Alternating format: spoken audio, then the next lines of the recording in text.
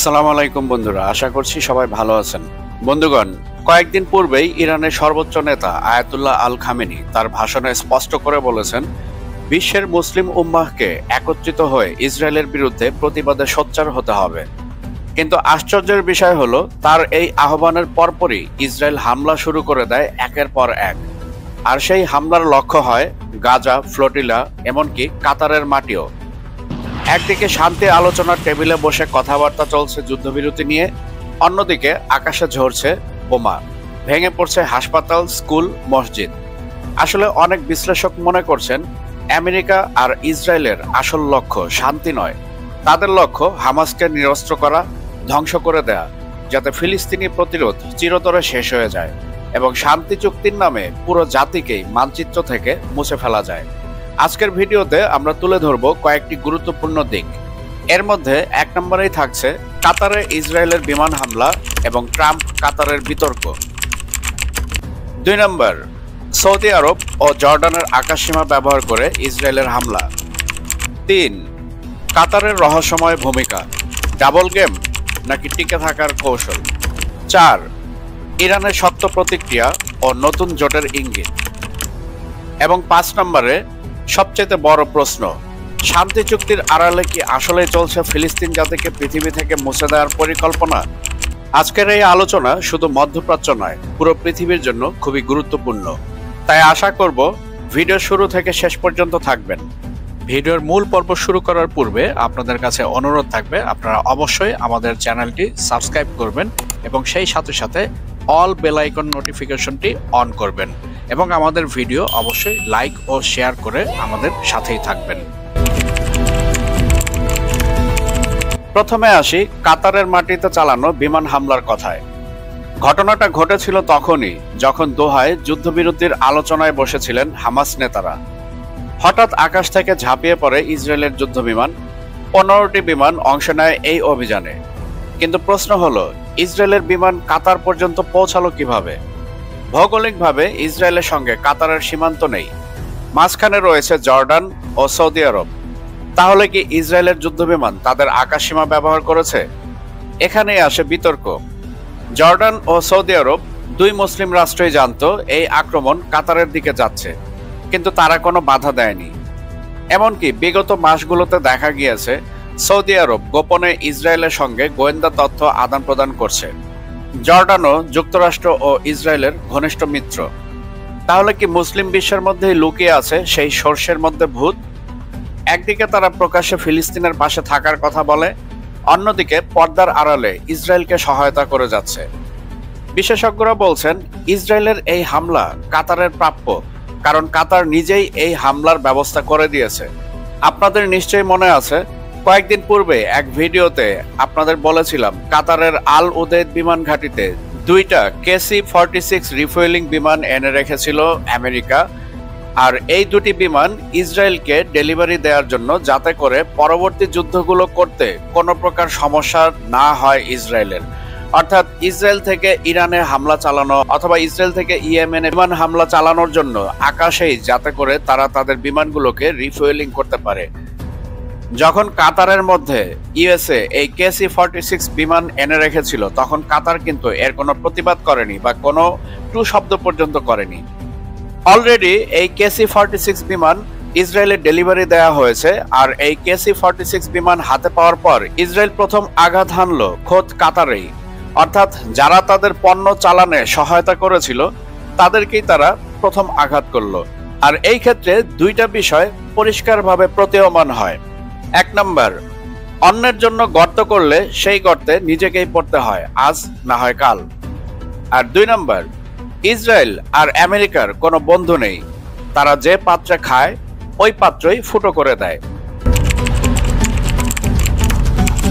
ইসরায়েলের যুদ্ধবিমানগুলো কাতারে পৌঁছাতে ব্যবহার করেছে সৌদি আরব ও জর্ডানের আকাশসীমা। সৌদি আরব, যাদের সঙ্গে ইসরায়েলের আনুষ্ঠানিক কূটনৈতিক সম্পর্ক নেই। জর্ডান, যারা আবার আমেরিকার সবচেয়ে ঘনিষ্ঠ মিত্র। সৌদি আরব বারবার বলে এসেছে, ফিলিস্তিন রাষ্ট্র প্রতিষ্ঠা না হলে সম্পর্ক স্বাভাবিক হবে না, কিন্তু আড়ালে চলছে ভিন্ন খেলা। গোয়েন্দা তথ্য বিনিময়, সামরিক সহযোগিতা, এমনকি সৌদি ভিশন 2030 এর জন্য ইসরায়েলের প্রযুক্তিগত সহায়তা। অপরদিকে জর্ডানও ব্যতিক্রম নয়, তারা আমেরিকার কোটি কোটি ডলারের সহায়তা পায়, আর তাই ইসরায়েলি বিমানের জন্য আকাশসীমা খুলে দেওয়া তাদের কাছে বাধ্যবাধকতা ছাড়া কিছুই নয়। এখানেই প্রমাণ হয় মুসলিম বিশ্বের ভেতরেই বসে আছে বিভক্তির ভূত। আর এজন্যই ইরানের সর্বোচ্চ নেতা আয়াতুল্লাহ আল খামেনি মুসলিম বিশ্বকে একত্রিত হওয়ার আহ্বান জানিয়েছেন। বন্ধুরা, এবার আসি সবচাইতে গুরুত্বপূর্ণ প্রশ্নে। কাতার কি ডাবল গেম খেলছে? আমরা জানি কাতার বহুদিন ধরে আমেরিকার ঘনিষ্ঠ মিত্র। দোহাতেই আছে মার্কিন সামরিক ঘাঁটি আল উদেইদ, আর এই আল উদেইদ ঘাঁটিটি মধ্যপ্রাচ্যের সর্ববৃহৎ ঘাঁটি, যেখান থেকে মধ্যপ্রাচ্যে সব ধরনের অপারেশন পরিচালনা করে আমেরিকা। কিন্তু আশ্চর্যের বিষয় হলো, ঠিক যখন হামাসের নেতারা দোহায় যুদ্ধবিরতির আলোচনায় বসেছিলেন, তখনই ইসরায়েল কাতারের মাটিতে বিমান হামলা চালায়। কাতার সঙ্গে সঙ্গে ক্ষোভ প্রকাশ করে জানালো, এটা অপরাধমূলক, আন্তর্জাতিক আইনের ভয়াবহ লঙ্ঘন। কিন্তু প্রশ্ন হলো, যদি কাতার সত্যি আমেরিকার ঘনিষ্ঠ মিত্র হয়, তাহলে ইসরায়েল কিভাবে এত বড় হামলা চালাতে পারল? এমনকি ট্রাম্প দাবি করেছেন তিনি নাকি কাতারকে আগে থেকে সতর্ক করেছিলেন, কিন্তু কাতার বলছে আমরা কোনো পূর্ব সতর্কতা পাইনি। বিস্ফোরণ হওয়ার সময় ফোন কল আসার শব্দ পাই। এখানেই তৈরি হয় সন্দেহ, তাহলে কি কাতার সত্যি সবকিছু জানতো কিন্তু নাটক করলো, নাকি তারা একেবারেই অজ্ঞাত ছিল আর ইসরায়েল ইচ্ছে করেই তাদের অপ্রস্তুত অবস্থায় টার্গেট করলো? এবার আসি ইরানের দিকে। কয়েক মাস পূর্বেই ইরান আমেরিকার সামরিক উপস্থিতির প্রতিশোধ নিতে কাতারের আল উদেইদ ঘাঁটিতে রকেট হামলা চালিয়েছিল। হামলার পর কাতার আকাশসীমা বন্ধ করে দেয়, কিন্তু একই সাথে দ্রুত ইরানের সঙ্গে কূটনৈতিক যোগাযোগ বাড়ায়। সম্প্রতি দোহা সফর করে বলেছিলেন, ইরান ও কাতারের মধ্যে কোনো ভুল বোঝাবুঝি নেই, সম্পর্ক অটুট। এখানে আবার প্রশ্ন উঠে আসে, কাতার কি একদিকে আমেরিকার মিত্র, আবার অন্যদিকে ইরানেরও সাপোর্ট চাইছে? এটা কি ডাবল গেম, নাকি কেবল টিকে থাকার কৌশল? বন্ধুরা, সত্যটা একটাই, মধ্যপ্রাচ্যের রাজনীতি কখনো সাদা কালো নয়। কাতার হয়তো আমেরিকা আর ইরান দুই দিককেই খুশি রাখার চেষ্টা করছে, কিন্তু ইসরায়েল যে বার্তা দিল এই হামলার মাধ্যমে সেটা স্পষ্ট, কাতারও নিরাপদ নয়। তাহলে প্রশ্ন থেকে যায়, কাতার কি সত্যি নিরপেক্ষ মধ্যস্থতাকারী, নাকি আসলেই এক ভয়ঙ্কর ডাবল গেম খেলছে, যেখানে সবকিছুতেই ঝুঁকিতে শুধু ফিলিস্তিনি জনগণ? একদিকে হামাসের সর্বোচ্চ নেতাদের আশ্রয় দিয়েছে, অপরদিকে তাদেরকে এক ঘরে নিয়ে এসে সেখানে বিমান হামলাও চালাচ্ছে, যাতে করে হামাসের শিকড় পর্যন্ত উপড়ে ফেলা যায়। কিন্তু একটা বিষয় পরিষ্কার, আমেরিকা আর ইসরায়েল চাইছে না যে হামাস টিকে থাকুক। তারা জানে হামাসকে সরিয়ে দিলে ফিলিস্তিনের মুক্তির স্বপ্ন চিরতরে শেষ হয়ে যাবে। আর এভাবে যদি তারা ফিলিস্তিনের স্বপ্নকে মুছে দিতে পারে, তাহলে মধ্যপ্রাচ্যে আর কেউ কোনোদিন তাদের বিরুদ্ধে মাথা তুলে দাঁড়াতে পারবে না। বন্ধুরা, সবচাইতে ভয়াবহ সত্য হলো, যুদ্ধবিরতির আলোচনার মাঝেই গাজায় চলছে গণহত্যা। একদিকে আলোচনার টেবিলে নেতারা বসে শান্তির গল্প শোনাচ্ছেন, অন্যদিকে গাজার মানুষ প্রতিদিন মরছে।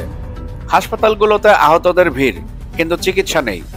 স্কুলগুলো ধ্বংসস্তূপে পরিণত হয়েছে, মসজিদগুলো মাটির সঙ্গে মিশে গিয়েছে।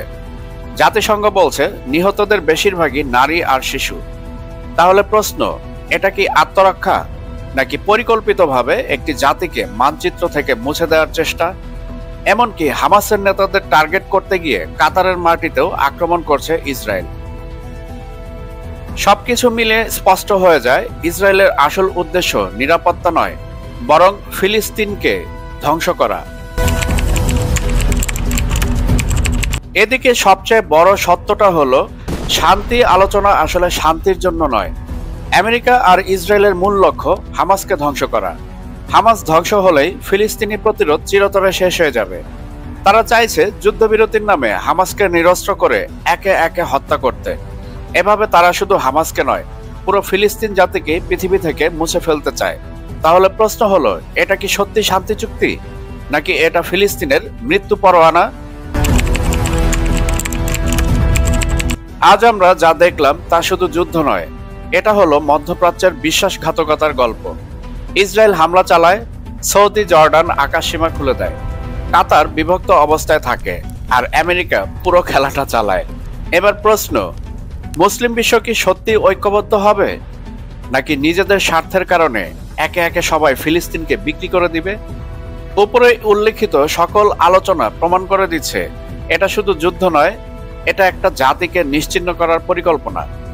বন্ধুরা, আজকের এই ভয়াবহ পরিস্থিতি আমাদের সামনে পরিষ্কার করে দিচ্ছে শান্তি চুক্তি আসলে শান্তির জন্য নয়, বরং হামাসকে ধ্বংস করে ফিলিস্তিনকে ইতিহাস থেকে মুছে ফেলার জন্য। আপনাদের কাছে প্রশ্ন একটাই, আমরা কি নীরব দর্শক হয়ে থাকবো, নাকি গাজার মানুষের পাশে দাঁড়াবো? যদি আপনার মনে একটু নাড়া দিয়ে থাকে তাহলে ভিডিওটি শেয়ার করুন। আপনার কণ্ঠই হতে পারে গাজার মানুষের পক্ষে এক শক্তিশালী আওয়াজ। মনে রাখবেন, সত্যকে চেপে রাখা যায় না। আজ না হোক কাল গাজার কান্না পৌঁছবেই দুনিয়ার প্রতিটি কোণে। ভিডিও শেষ করার পূর্বে আপনাদের কাছে অনুরোধ থাকবে আমাদের চ্যানেলটি সাবস্ক্রাইব করে আমাদের সঙ্গেই থাকবেন এবং সেই সাথে সাথে all bell icon notification on করে দিবেন, যাতে করে পরবর্তী যে কোনো আপডেট আপনি সবার আগে পেতে পারেন। আর অবশ্যই আমাদের ভিডিও লাইক এবং শেয়ার করবেন। বন্ধুগণ, ভিডিও আজকার দীর্ঘায়িত করছি না। আমি আপনাদের সবার সুস্বাস্থ্য কামনা করছি। আপনারা সবাই ভালো থাকবেন, সুস্থ থাকবেন। আজকের বিষয়ের সাথে থাকার জন্য আন্তরিক ধন্যবাদ।